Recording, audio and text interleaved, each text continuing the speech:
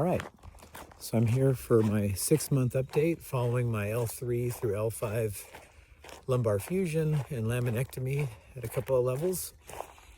So it's actually a little bit over 6 months. It's probably 6 months and about 9 days since I had my surgery. And this last month has really been a big time roller coaster. I was doing pretty well. I'd gotten off the Neurontin that I was on, completely weaned off. And I was on 1,800 milligrams before the surgery. After the surgery, he cut it in half. That's my surgeon. And then I weaned off several weeks back.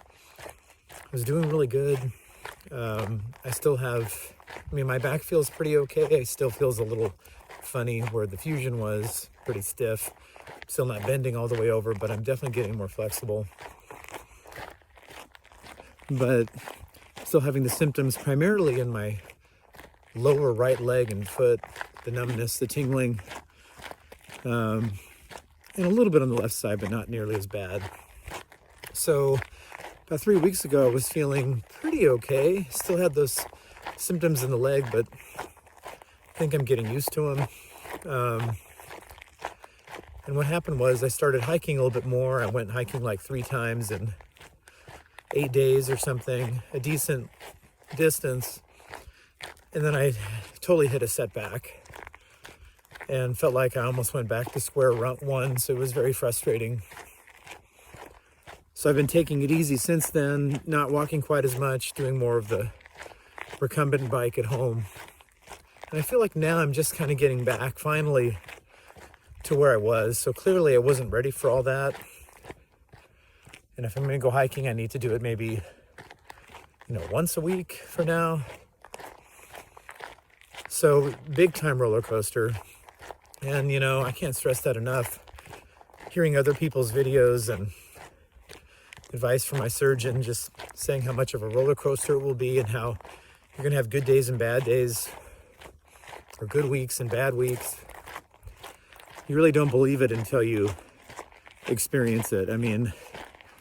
This has been a wild ride. So I feel like I'm getting back on track. Still doing physical therapy. Definitely doing, push-ups, stuff like that. They added some leg exercises, which I was doing, I wouldn't call it a squat. It was more just kind of a one leg kind of motion. And I didn't realize how deconditioned I was strength-wise, because it really kind of got to my knees a little bit.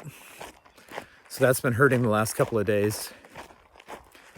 But yeah, I'm still not taking the Neurontin. Really not taking any Advil or Tylenol or really anything. Still have the symptoms in the legs. But I still hope that over the course of the next 6 months, they always say you got to wait a year to see where you're at. I'm hoping those will get better. For the most part, when I'm walking, I still feel the funny sensations, but every once in a while, I'll take a step where, I don't know, for lack of a better description, it feels like my brain and spinal cord maybe didn't really communicate well on that step. I haven't fallen, but I definitely get a weird sensation sometimes. So hopefully that will start to get fewer and far between. My walking symmetry based on my iPhone has been improving, so I don't know how much stock you can put into that, but it's something.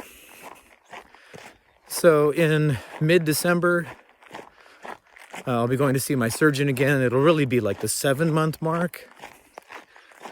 And we're going to get some more x-rays to see if this thing is fusing.